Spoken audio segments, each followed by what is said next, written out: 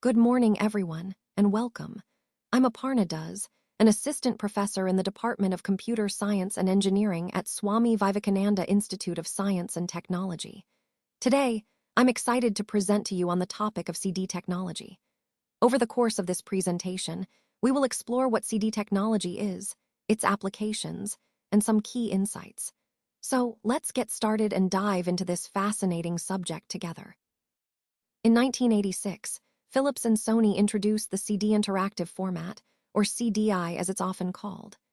This was a pretty significant development because it allowed discs to contain a mix of graphics, audio, video, and even computer programs like games. It was quite advanced for its time, integrating multiple types of media on a single disc. To handle all these different data formats, they developed special hardware called a decoder.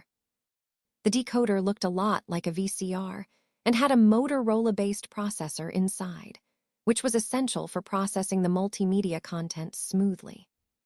What's interesting is that the CDI player was a standalone system, meaning it didn't need to be connected to a computer. You could connect it directly to your TV, making it accessible and easy to use in a home setting. It also came with a remote control and a joystick, giving users the ability to interact with the software, whether it was playing a game or navigating multimedia content. This development was a big step in making multimedia technology more interactive and user-friendly, setting the stage for future innovations in how we consume digital content. It really highlights the move towards dedicated media systems that bring rich, interactive experiences right into our living rooms. Let's take a closer look at CD-ROM XA, which was developed by Philips, Sony, and Microsoft. The main motivation behind creating this standard was to enable the simultaneous output of multiple media types using a computer. This was a significant step forward because it meant that a single disc could contain different kinds of data, like audio, video, and data files, all on the same track. The key advantage of CD-ROM XA is its interleaving capability, which allows blocks of different media to be stored together within one track. This makes multimedia playback much more seamless and efficient. Additionally, the standard supports the playback of compressed data, which helps in reducing file sizes and improving storage efficiency. Another important point is the way data is stored within this format. It uses 2048 bytes per block for user data, which is the actual content we want to access, and 288 bytes are reserved for error detection and correction. This balance ensures that data integrity is maintained during reading, providing a reliable multimedia experience. Overall, CD-ROM XA was a major step toward integrating diverse media formats on a single disc, paving the way for more advanced multimedia applications we use today. Let's talk about CD technology, starting with photo CD. Developed in the early 90s by Kodak and Philips, it was designed specifically to hold photographic images. The idea was to take printed photographs or film images and convert them into digital format through scanning. These digital images could then be stored on a CD at different resolutions, allowing for flexibility in quality and size. An interesting point is that photo CDs were encoded so they could be read not only on computers, but also on CDI drives, making them quite versatile for their time. Because of this dual compatibility, they're sometimes called bridge CDs, serving as a link between traditional photography and digital media. This development was a significant step in making photographic images more accessible and manageable in the digital age, aligning with our overall theme of evolving media technologies. Let's take a closer look at CD technology, specifically photo CD. This technology was originally designed for 35 photography, and the interesting thing is that a single photo CD disc can hold about 100 images. What makes it impressive is how it stores images at 5 different levels of resolution, giving a lot of flexibility depending on what you need. The highest resolution on a photo CD is actually 16 times greater than what we see on today's TV standards, and it's also 4 times higher than the standard currently being considered for HD TV. To give you some numbers, the maximum resolution is 2048 by 3072 pixels, which is what we call base times 16. Next, we have the resolution at 4 times the base, which is 1024 by 1536 pixels. This matches the HDTV standard. Then, there's a resolution of 512 by 768 pixels, which corresponds to regular TV quality.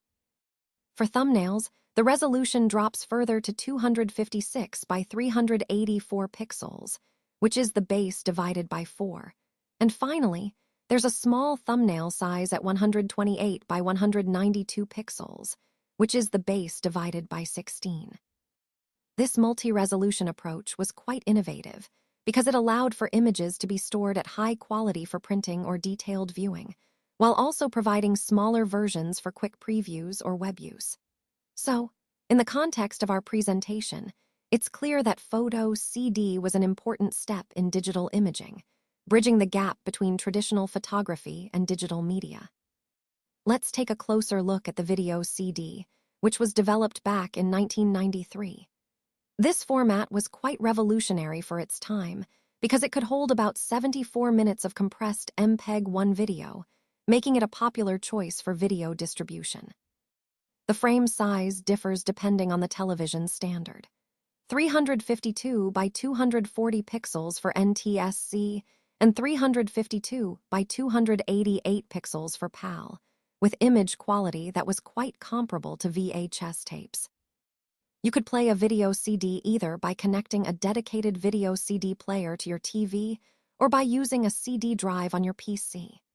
There are also software decoders, like Windows Media Player or Xing MPEG Player, that allow you to enjoy these videos on your computer. Now, regarding the audio and video encoding, the audio was encoded with MPEG-1 Layer 2 at a rate of 224 kilobits per second, which provided good sound quality. The video itself was encoded at about 1150 kilobits per second, balancing quality and compression effectively. The folder structure on a video CD is quite organized. It includes the MPGAV folder, which contains the main movie, and other folders like segment for optional still pictures, EXD for iframes, VCD for album and disc info, and CDDA for optional audio files. This structure helped in managing the content efficiently and made navigation easier. Overall, the video CD was a significant step forward in digital video technology, bridging the gap between VHS and more modern formats, and it played a crucial role in the evolution of home entertainment. Let's take a closer look at CD technology, specifically CDRS. A CDR, or compact disc recordable, begins with a polycarbonate substrate, which serves as the base layer. On top of this, a special photosensitive dye is deposited. This is what makes recording possible. Then, a metal reflective layer is added, which allows the laser in a CD player to read the data by reflecting light. Finally, there's a plastic protective layer that seals everything in and guards against damage. The format for recordable CDs, known as CDRS, was specified in Part 2 of the Orange Book published by Philips. This standard ensures that CDs created with a CDR are compatible with various players and devices. Interestingly, CDRS are sometimes called worm devices, which stands for write once, read many, meaning once data is recorded, it can't be changed or erased. This technology allows a typical PC user to easily create their own audio or data CDs in many formats, making data sharing and backup much more accessible. Once you record data onto a CDR, it becomes permanent. You can't modify it later, which is an important point to keep in mind. Overall, CDR technology played a key role in expanding how we store, share, and listen to data, fitting seamlessly into the broader theme of digital media evolution. Let's take a closer look at CD technology, specifically CDRS. The key here is the dye layer inside the disc. When we apply a laser of a specific type and intensity, it heats up this dye very quickly. This rapid heating causes a chemical change in the dye. What's important to understand is that these altered areas reflect less light compared to the unaltered parts of the disc. This difference in reflectivity is what allows the CD player to read the data stored on the disc. So, in essence, the laser is used to write information by changing the dye's properties, which then enables us to distinguish between different data points during playback. This process highlights the precision and clever chemistry behind CDR technology, making it a reliable way to store digital information. It also connects to the overall theme of how optical media uses light and material properties to encode and retrieve data efficiently. So let's talk about CD technology, specifically CDRS. When we look at how data is written onto a CDR, it all comes down to how light interacts with the media. Think of it this way. The laser light reflects cleanly off a smooth land, which is the unaltered part of the disk. But where data is recorded, the laser creates tiny pits that scatter the light instead of reflecting it directly. This difference in reflection is what allows the CD drive to read the data accurately.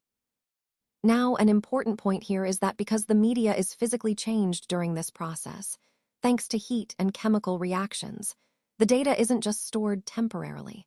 It's a permanent modification. Once you've written to a CDR, you can't erase or rewrite that data, which makes it ideal for long-term storage. This concept of physical alteration ties into our overall understanding of how optical media work, by manipulating physical properties to encode information securely. And that's what makes CDRS a reliable, durable format for data storage. Now let's look at CDR drives. As you can see, CDR requires special media, meaning you need the right type of disks, and also special drives designed specifically for recording onto these disks. These drives are capable of both reading and writing data, which makes them versatile tools for data storage and transfer. When it comes to recording data, a high-power laser beam is used to burn the data into the dye layer on the disk. This process creates the permanent marks that store your information. On the other hand, when reading the data, a lower power laser is used to scan the disk without altering it, allowing for safe retrieval of the stored information. It's important to understand the difference between single-session and multi-session drives. A single-session drive allows only one write operation per disk. Once you've written data, you can't add more later. In contrast, multi-session drives enable you to write data multiple times, adding new information in separate sessions until the disk's capacity is full. This multi-session capability requires the drive to manage multiple table of contents, or TOCs, which keep track of each session's data. This way, you can gradually build up your data on a single disk, making it more flexible for various uses. So, understanding these features helps us see how CDR technology balances the needs for data permanence with the flexibility of multiple writing options. Let's talk about CD technology, specifically CDRW. The specifications for CDRW are outlined in Part 3 of the Orange Book, which is published by Philips. The main goal here is to make compact disks both writable and rewritable, giving them much more flexibility compared to standard CDs. Now, when we look at CDRW media, it starts with a typical substrate layer, just like a regular CD. But the key difference is in the recording layer. Instead of a dye layer like in CDRS, CDRW uses a special phase change recording layer. This is made up of unique chemical compounds that can change their physical state when energy, like a laser, is applied. What's fascinating is that these compounds can switch back and forth between different states, allowing the disk to be rewritten multiple times. This phase change technology really highlights how innovation in materials science can extend the functionality of optical media, aligning with the overall theme of advancing data storage technologies. Now let's take a closer look at CDRW technology. When a CDRW is heated to a certain temperature and then cooled, it forms a crystalline structure. This crystalline state reflects more light, making it behave differently than other states. Conversely, if we heat the material to a higher temperature and cool it down, it becomes non-crystalline or amorphous. Think of the crystalline state like a land, more ordered and reflective, while the non-crystalline state is like a pit, less ordered and less reflective. What's really fascinating is that by adjusting the laser power, using two different settings, we can switch the material between these two states. This ability to change states allows us to rewrite the disk, making CDRWs reusable. This process is a key part of how rewritable CDs function, enabling us to erase and record data multiple times. So, in essence, the crystalline and non-crystalline states are the foundation of rewritable optical media, and understanding this helps us appreciate the technology behind flexible data storage. Let's take a closer look at magneto-optical technology. This method combines both magnetic and optical techniques to write data onto a disk, which makes it quite unique. The disk itself has an aluminum layer that's coated with a crystalline metal alloy. This alloy is specially chosen because of its stability. It's resistant to changes from magnetic fields alone. Now, the drive uses an electromagnetic RW head to generate a magnetic field over the surface of the disk. But because the alloy is so stable, this magnetic field by itself isn't enough to alter the data. That's where the optical part comes in. The drive focuses a very thin laser beam onto the disk's surface, heating up a tiny spot in the alloy. When the laser heats the alloy above a certain critical temperature, it causes a change that can be written or erased.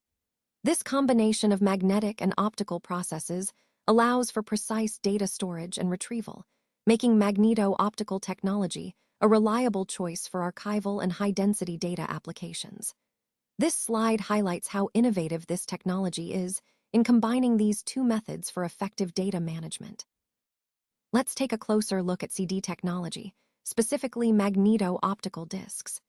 The key idea here is that heat plays a crucial role in how data is written onto the disk.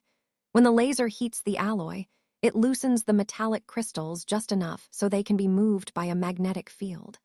This process is fundamental because it allows precise control over the magnetic orientation of those crystals. Now, the right head then aligns these crystals in specific directions. Think of it like setting a tiny magnetic compass, one direction to represent a 0 and a different direction to represent a 1. This way, the data is stored magnetically, but the process is enabled by heat. This method is quite innovative because it combines thermal and magnetic processes to write data reliably.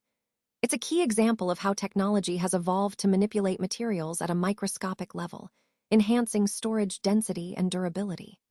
Throughout the presentation, we've seen how different storage technologies leverage unique physical principles, and magneto-optical disks are a perfect example of this fascinating intersection. Now let's look at magneto-optical technology. To read data from a magneto-optical disk, a weaker laser is focused along the tracks that were created by a stronger beam during the writing process. This is a key point because it allows us to access data without damaging the storage medium. The interesting part is how the data is stored. The alignment of crystals representing 1s and 0s affects how light is reflected back to the sensor. Think of it as the crystals being like tiny mirrors, each reflecting light differently depending on whether they encode a 1 or a 0. This reflected light is then captured by a sensor containing a photodiode. The photodiode's job is to sense how the light is polarized, meaning the direction in which the light waves are vibrating. Based on this polarization, the sensor translates the reflected light into a digital stream of 1s and 0s, which is what our computer can understand and process. So, in essence, magneto-optical technology cleverly combines laser optics and crystal polarization to reliably read stored data, making it a vital part of data storage solutions. Let's talk about the X speed of a CD drive, which is essentially its nominal spin rate and the theoretical data transfer rate. When we say a drive is rated at 1x, it means the spindle motor spins at a range from about 210 RPM up to 540 RPM. This variation impacts how quickly data can be transferred, around 150 kb per second at this speed. Now, it's important to remember that the actual transfer speeds you see can vary depending on several factors, like overheads involved in data processing. For example, the speed change time refers to how long it takes for the spindle motor to adjust its speed as the laser head moves across different parts of the disk. Seek time, on the other hand, is the duration it takes for the laser heads to move to a specific area on the disk where the data is stored, kind of like how quickly you can find a song in a playlist. Then there's latency, which is the delay between when the head has moved to the right spot and when the correct data actually comes around to be read. All these factors, speed change time, seek time, and latency, are crucial because they directly affect how fast and efficiently data can be accessed from a CD. They connect to the bigger picture of understanding how optical drives work and why their performance varies depending on these different parameters. Let's talk about interfaces used in modern CD-ROM drives. The most common one you'll encounter is the AT Attachment Packet Interface, or AT-API. This protocol is significant because it allows CD-ROM drives to connect to regular IDE controllers, which are typically used for hard disks. This compatibility makes installation and setup more straightforward, integrating CD-ROM drives seamlessly into existing systems. The second most popular interface is the Small Computer Systems Interface, or SCSI. SCSI offers better performance compared to AT-API, which makes it ideal for high-end systems that require faster data transfer rates. However, it's important to note that SCSI tends to be more expensive, both in terms of the hardware itself and the setup. Connecting CD-ROMs via these interfaces highlights the balance between cost and performance. While AT-API is more common and economical, SCSI provides the enhanced speed needed for demanding applications. This distinction ties into the overall theme of understanding how different technologies serve different needs in computer hardware. Let's talk about CD technology, specifically how CD-ROM drives are managed by the system. First, these drives require a driver to control access. Think of it as the software that allows your computer to communicate with the drive effectively. This driver's name is usually included in the CONFIGSYS file, which is a configuration file that helps set up hardware at startup. In addition to the driver itself, there's another piece of software called a file system extension. This extension makes sure that the CD-ROM drive appears just like a regular file system volume, so you can browse and access files seamlessly. For DOS systems, the key software component is MSCDXEXE, which stands for Microsoft Compact Disk Extension. This program enables DOS to recognize and access CD-ROMs. The name of this file system extension, MSCDEX, needs to be included in the AUTOXECBAT file, which runs automatically when you start up the computer, ensuring everything is ready to go. Now, moving to more modern systems, Windows 95, for example, comes with native support for CD-ROM drives built right in, meaning you don't need to manually install drivers or extensions anymore. So, understanding these components, drivers, configuration files, and extensions, helps illustrate how the system handles CD-ROM technology and connects to the overall theme of hardware integration and system compatibility. Let's take a closer look at CD technology, specifically DVDs. The specifications for DVDs were developed by the DVD Working Group back in 1995. You might have heard different names like digital video disc or digital versatile disc. Both refer to the same thing. Now, in terms of physical size, DVDs are identical to CDs on the outside, which makes them compatible with the same players. However, the real difference lies in their storage capacity.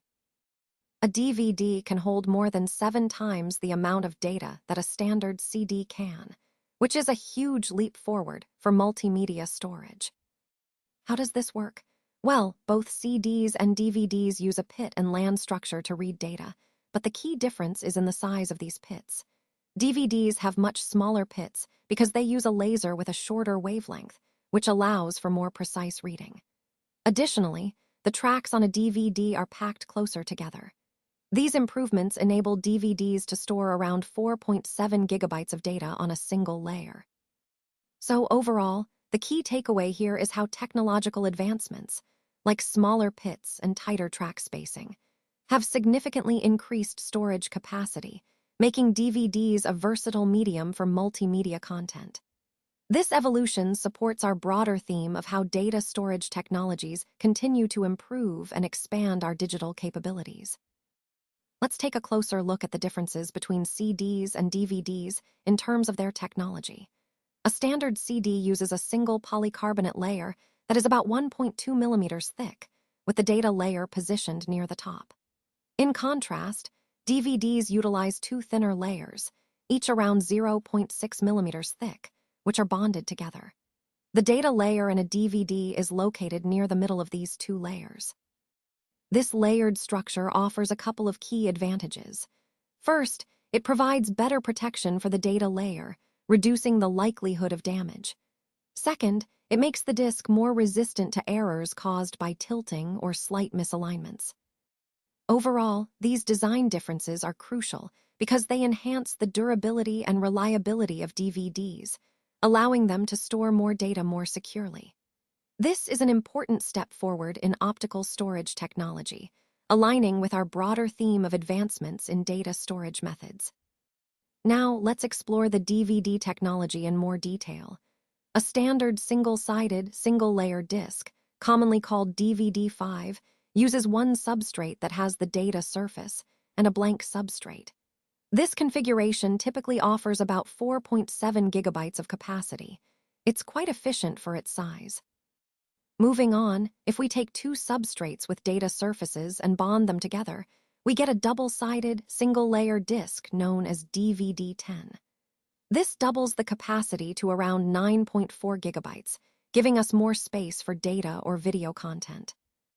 But the real innovation comes with dual-layer DVDs. The specification allows us to place data on two layers within a single substrate. These layers are separated by a clear resin and a very thin, semi-transparent metal layer. This setup enables the laser to read both layers from a single side. How? Because the laser can focus on either layer by adjusting its focus, and it can pass through the semi-transparent layer to read the second layer beneath.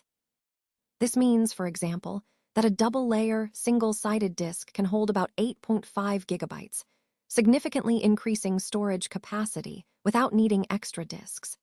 And even more, a double-sided, double-layer disc can reach up to around 17 gigabytes, providing ample space especially useful for high-definition video and large data sets.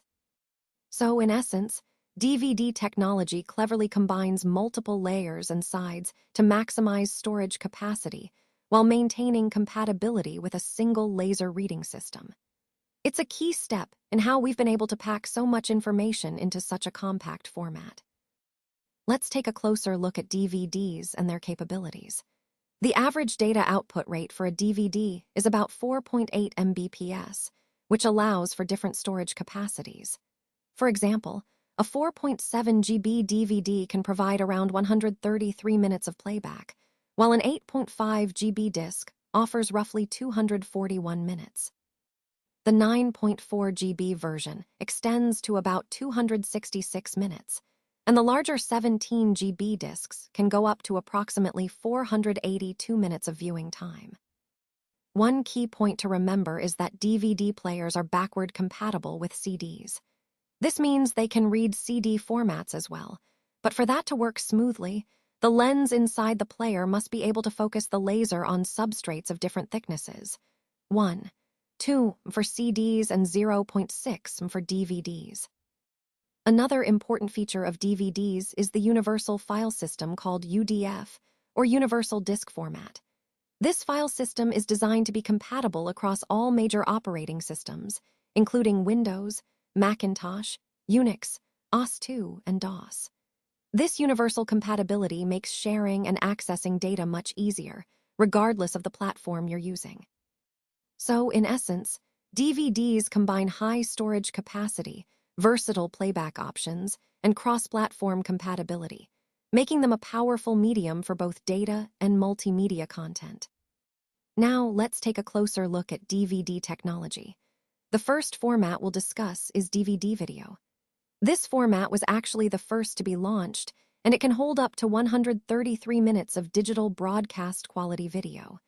It uses MPEG-2 compression, which allows for high-quality video playback while keeping the file size manageable. In addition to video, DVD video supports multi-channel audio, so you can enjoy surround sound experiences and multiple aspect ratios, giving flexibility for various types of content. It also includes copy protection features to prevent unauthorized copying, which is crucial for content creators. Moving on to DVD audio, this format is designed specifically for high-fidelity audio. It supports a wide range of audio channels, from 1 to 6, meaning you can have mono, stereo, or even multi-channel surround sound. The bit depth can go up to 24 bits, and sampling frequencies range from 44.1 kHz up to 192 kHz, which allows for very high-resolution audio. It also supports various encoding methods, including MPEG-1 and MPEG-2, offering flexibility depending on the quality and compression needs. Beyond these two main formats, there are other DVD formats worth mentioning. DVD-ROM is used for data storage, like software or large files. DVD-R and DVD-RW are recordable formats, with DVD-RW being rewritable multiple times. Speaking of rewritable discs, DVD-RAM is a special type that operates similarly to DVD-RW, but offers advanced error detection and correction mechanisms. This makes DVD-RAM particularly suitable for professional DVD authoring, where data integrity is critical and frequent rewriting is required. So, in essence, DVD technology is quite versatile, supporting a range of formats tailored for different needs, from high-quality video and audio to data storage and professional content creation. This flexibility has helped DVD remain relevant even as technology advances. Thank you so much for your attention today. I truly appreciate your time and engagement. Remember, the key points we've discussed highlight the importance of applying these insights to achieve our goals. I hope you found this presentation useful and inspiring. If you have any questions or want to discuss further, please feel free to reach out. Once again, thank you for being here and for your commitment to growth and success.